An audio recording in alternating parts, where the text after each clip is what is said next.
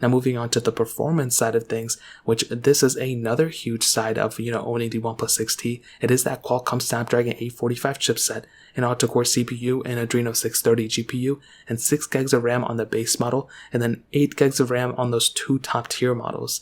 And I can definitely tell you, as you probably would have guessed it, this phone is still a very good performing phone for sure. It's not slow at all. Really, anything I ever did with it, it handled everything perfectly fine. I didn't really have too many complaints.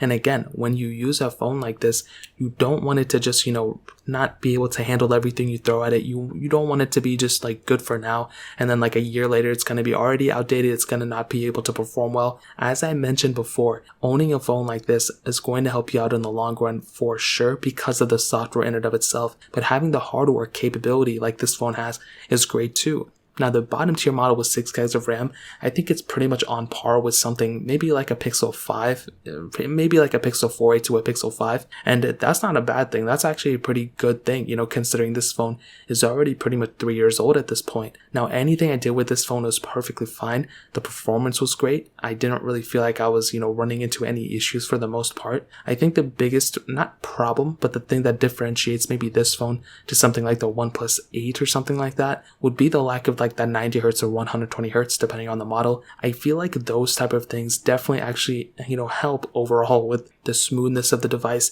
and making the phone feel more kind of smooth in a way. But other than that, gameplay wise, if you're trying to play a bunch of heavy intensive games, if your workflow is really huge and you depend on your phone a lot, you're going to be getting an overall really good performance from the OnePlus 6T. And as I mentioned before, if you pick up this phone, it's a no-brainer. You're going to still be getting pretty decent performance for sure. So in terms of that pretty much covers up the performance of this device. Now to